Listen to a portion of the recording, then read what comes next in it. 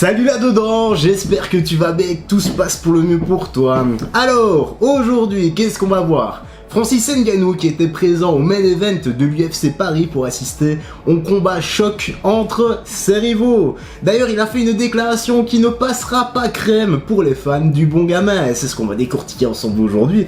Donc frérot Sorette, je t'invite à t'installer bien confortablement car nous sommes partis pour les petites news.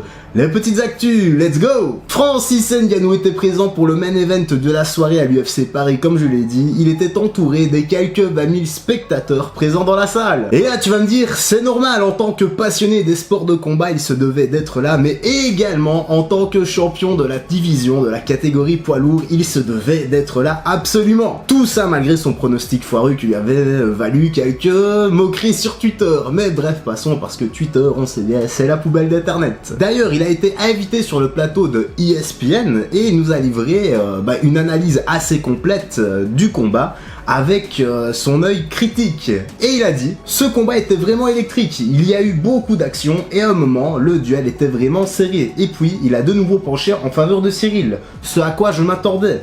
Parce qu'en matière de gestion de la distance, il est vraiment bon et il a été capable de s'en servir ce soir.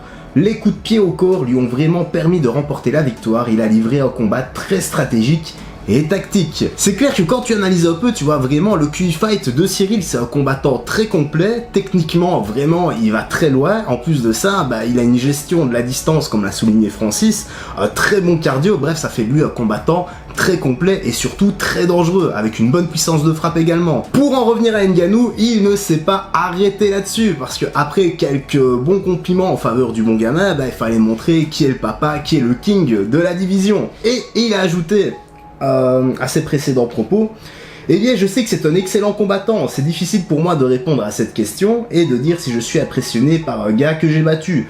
Je veux dire, il est là pour une bonne raison, je l'ai affronté pour une bonne raison, et c'est parce qu'il est l'aspirant numéro 1 à la ceinture, donc oui, il est bon, mais je suis le champion.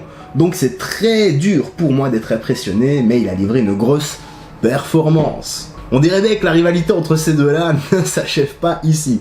Moi, il y a quand même une question qui me trotte dans la tête, c'est à quand la revanche? Est-ce que nous verrons un jour un second combat entre ces deux-là avec Francis au top de sa forme, ou bien laissera-t-il Cyril avec cette défaite amère?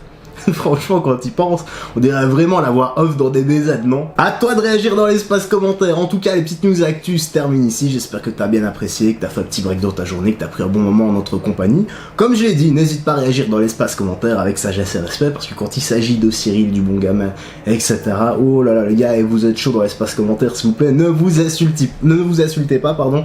En particulier sur la chaîne principale, parce que bordel, vous arrêtez pas là. Ça vole haut, ça vole haut, ça vole haut chez certains.